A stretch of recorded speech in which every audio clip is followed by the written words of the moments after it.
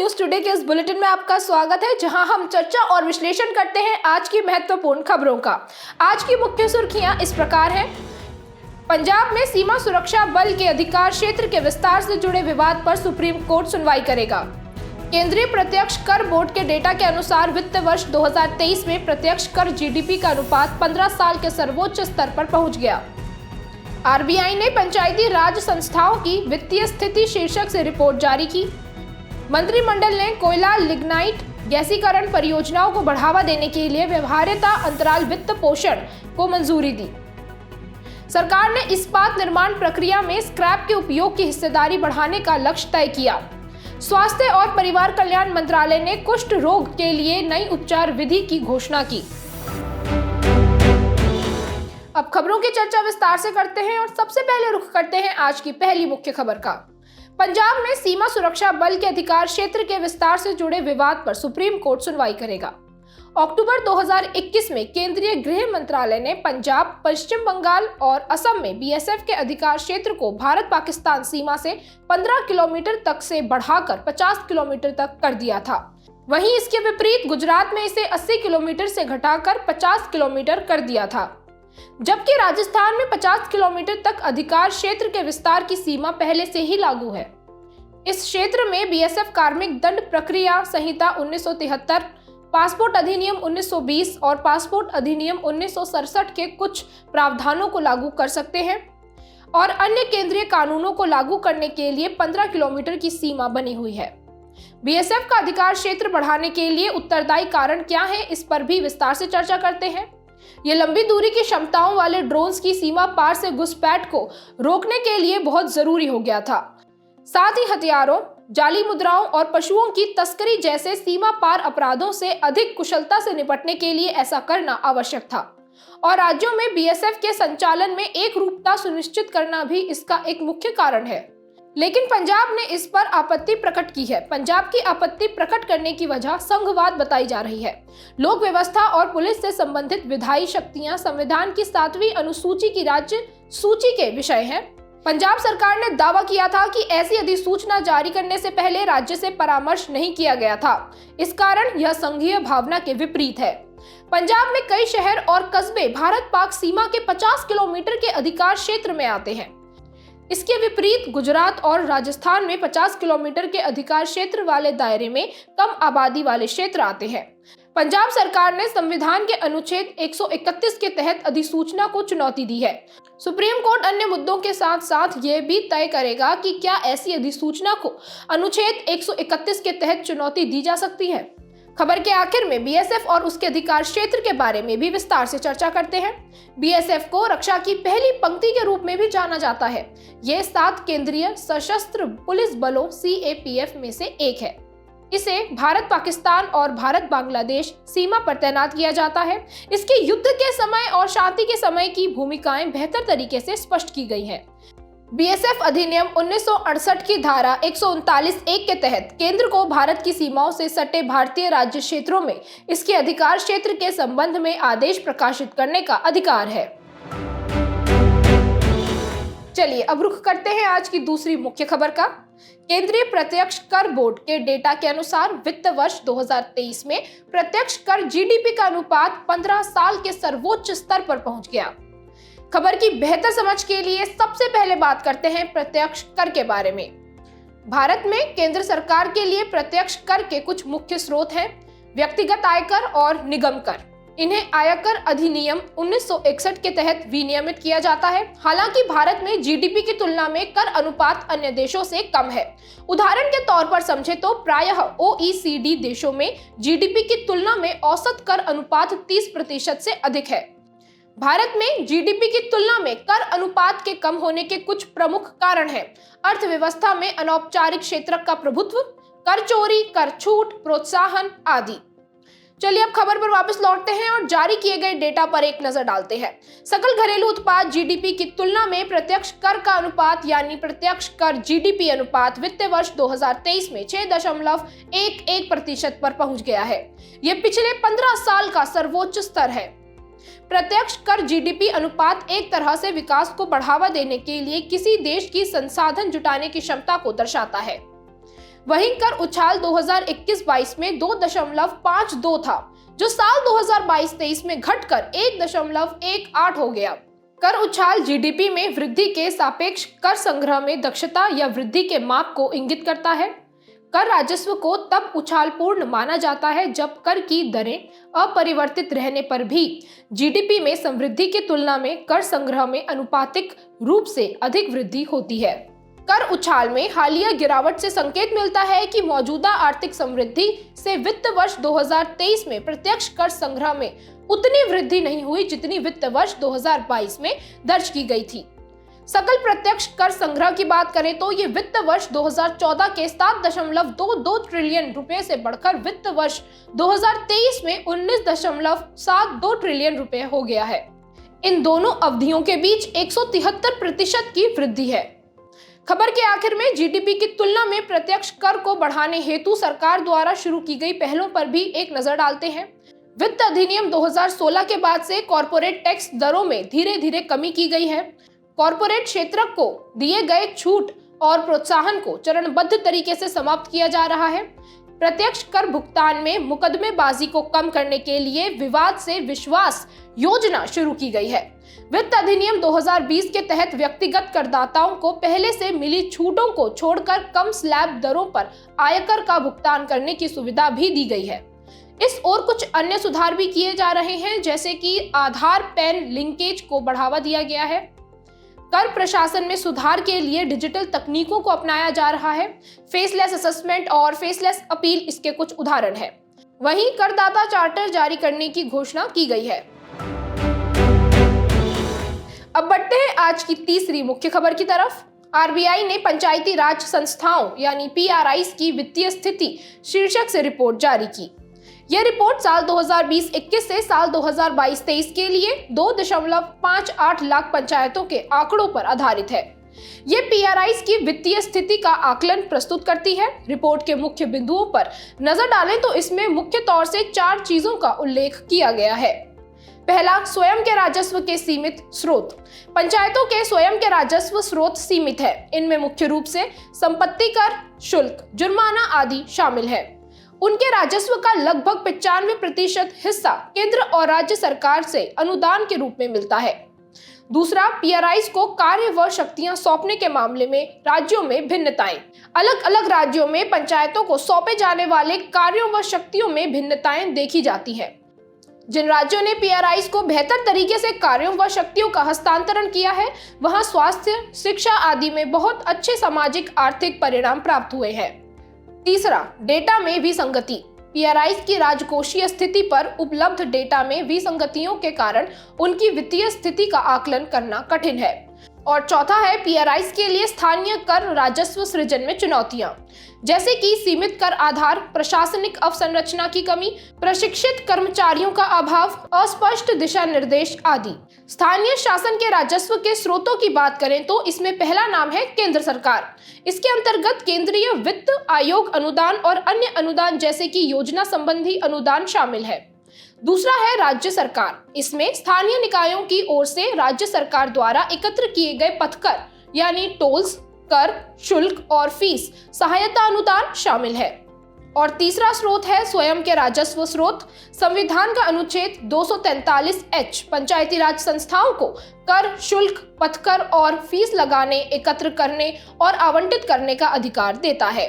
खबर के आखिर में पंचायती राज संस्थाएं यानी पीआरआईज क्या होती हैं, इस पर भी एक नजर डालते हैं।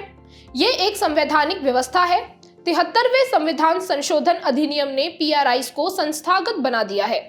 साथ ही इसकी संरचना त्रिस्तरीय है। ग्राम स्तर पर ग्राम पंचायत, मध्यवर्ती या ब्लॉक स्तर पर पंचायत समिति और जिला स्तर पर जिला परिषद। इसके कार्यों की बात करें तो संविधान की 11वीं अनुसूची में पंचायतों के लिए 29 विषयों का उल्लेख किया गया है। चलिए अब रुख करते हैं आज की चौथी मुख्य खबर का। मंत्रिमंडल ने कोयला या लिग्नाइट गैसीकरण परियोजनाओं को बढ़ावा देने के लिए व्यवहार्यता अंतराल वित्त पोषण को मंजूरी दी। खबर की शुरुआत में वीजीएफ योजना के मुख्य बिंदुओं पर एक नजर डालते हैं। कोयला गैसीकरण परियोजनाओं के लिए सार्वजनिक क्षेत्र के उपक्रमों यानी पीएसयूज और निजी क्षेत्र को 3 श्रेणियों के तहत आर्थिक प्रोत्साहन दिए जाएंगे। पहली श्रेणी के अंतर्गत पीएसयूज को उनकी 3 परियोजनाओं तक सहायता प्रदान की जाएगी।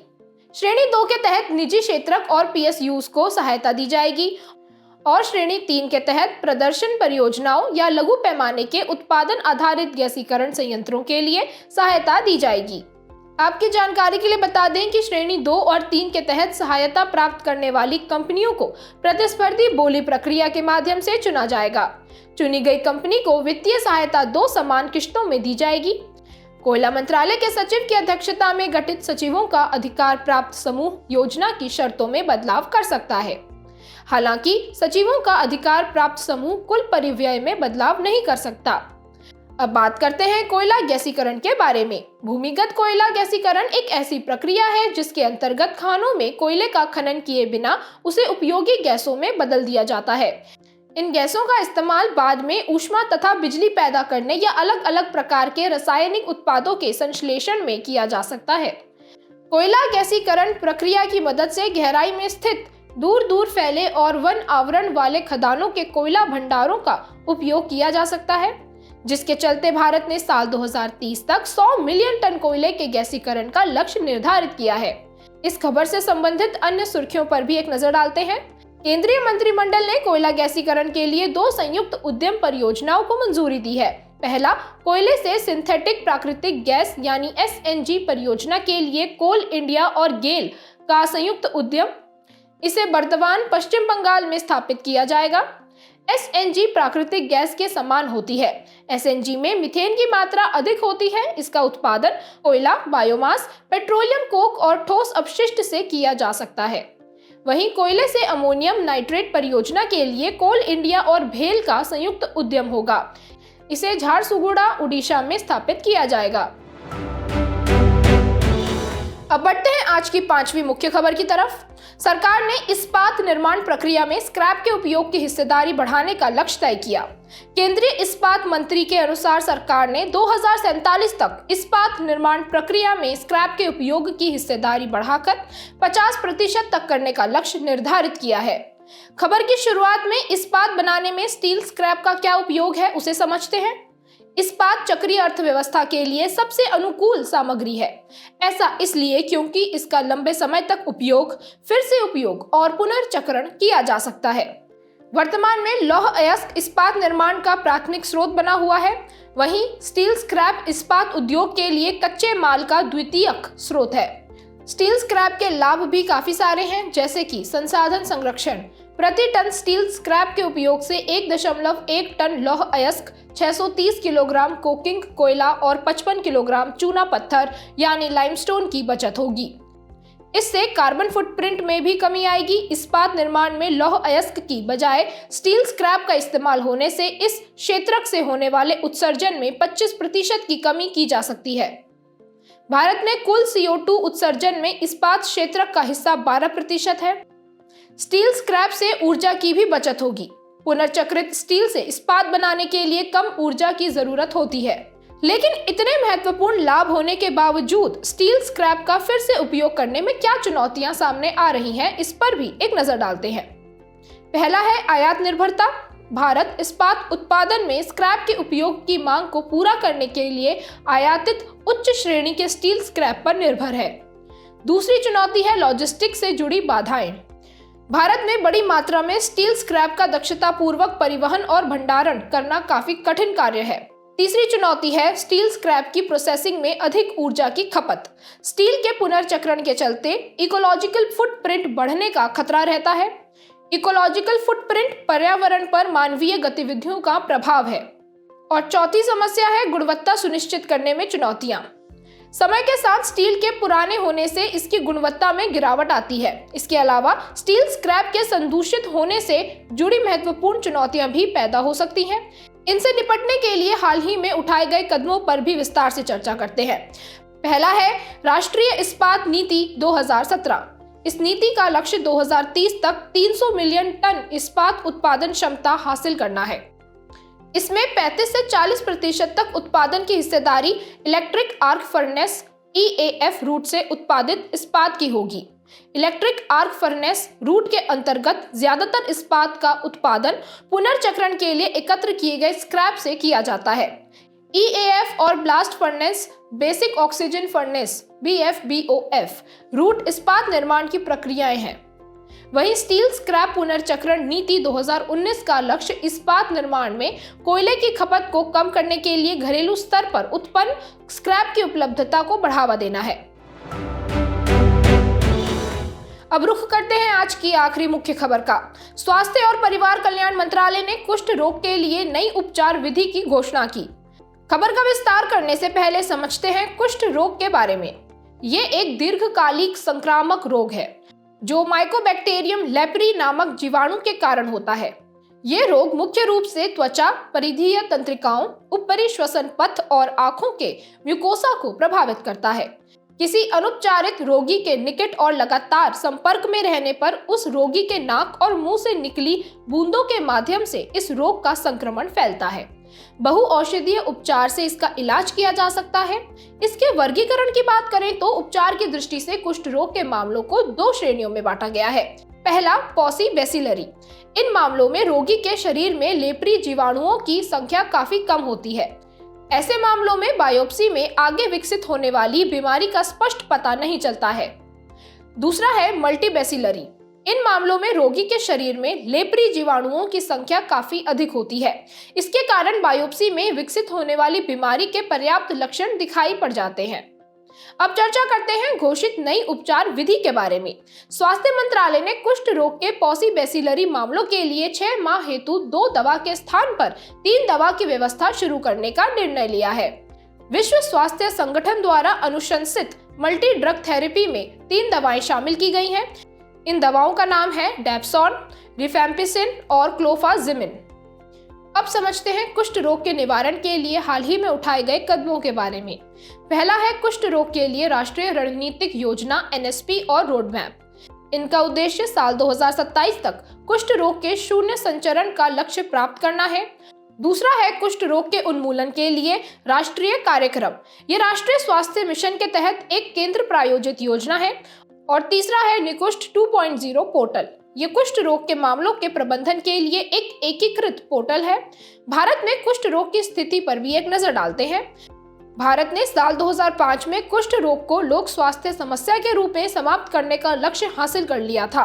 भारत द्वारा इस रोग के उन्मूलन की घोषणा WHO के मानदंड के अनुसार थी और भारतीय स्तर पर प्रसार दर साल 2014-15 में 0.69 प्रति 10,000 जनसंख्या की तुलना में 2021-22 में घटकर 0.45 प्रति 10,000 जनसंख्या रह गई थी। चलिए अब बात करते हैं सुर्खियों में रहे व्यक्तित्व की। हमारे आज के व्यक्तित्व हैं होमी जहांगीर भाभा। देश ने डॉक्टर भाभा की पुण्यतिथि पर उन्हें याद किया। डॉक्टर भाभा भारत के परमाणु कार्यक्रम के जनक माने जाते हैं। उन्होंने 1954 में भारत के 3 चरणों वाले परमाणु ऊर्जा कार्यक्रम को प्रस्तुत किया था और Tata institute of fundamental research और परमाणु ऊर्जा प्रतिष्ठान ट्रॉम्बे की स्थापना की थी। वे भाभा स्कैटरिंग की खोज के लिए भी जाने जाते हैं। आपकी जानकारी के लिए बता दें कि भाभा स्कैटरिंग इलेक्ट्रॉन्स और पॉजिट्रॉन्स के बीच बिखराव की जानकारी देता है। उन्होंने ब्रह्मांडीय किरणों की बौछार यानी कॉस्मिक रे शावर्स से संबंधित सिद्धांतों पर कई शोध पत्र प्रकाशित किए थे। उनके इन शोध पत्रों को वैश्विक स्तर पर स्वीकार भी किया गया था।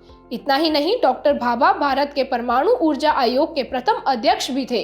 हम डॉक्टर होमी जहांगीर भाभा से नेतृत्व, बौद्धिक जिज्ञासा आदि जैसे जीवन मूल्य सीख सकते हैं। बुलेटिन के आखिर में अब बात करते हैं आज की संक्षिप्त सुर्खियों की। साल 2008 से प्रत्येक वर्ष 24 जनवरी को राष्ट्रीय बालिका दिवस के रूप में मनाया जाता है।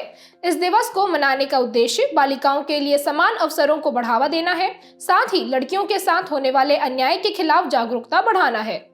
दिल्ली हाईकोर्ट ने हिंदू विवाह अधिनियम 1955 की धारा 5V की वैधता को बरकरार रखा है। यह धारा सपिंड विवाह को प्रतिबंधित करती है। भारतीय सेना ने ऑपरेशन सर्वशक्ति शुरू किया है। इसका उद्देश्य जम्मू कश्मीर में आतंकी गतिविधियों को बढ़ावा देने के पाकिस्तान के मंसूबों का जवाब देना है। केंद्र ने gift international financial services centre के एक्सचेंजों में भारतीय सार्वजनिक कंपनियों की प्रतिभूतियों की डायरेक्ट लिस्टिंग की अनुमति दी है। तंजानिया के सहयोग से centre for science and environment Victoria झील के कायाकल्प हेतु काम कर रहा है।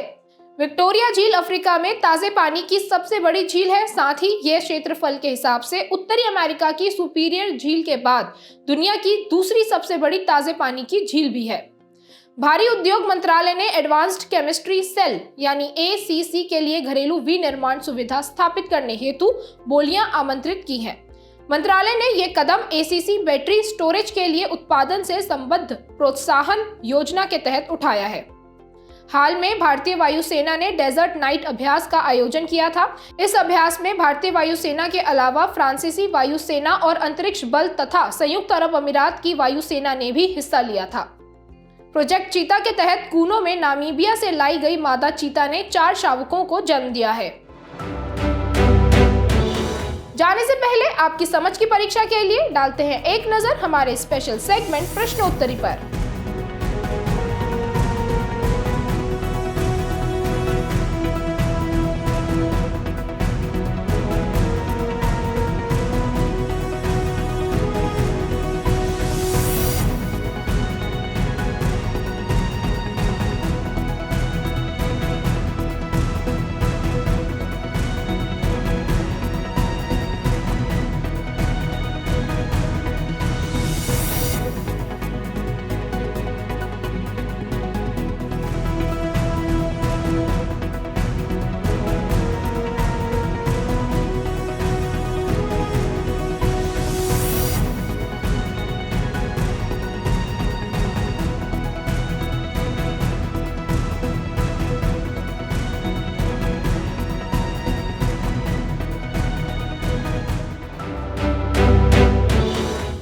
जुड़ने के लिए आपका धन्यवाद। उम्मीद है न्यूज टुडे का ये बुलेटिन आपको पसंद आया होगा।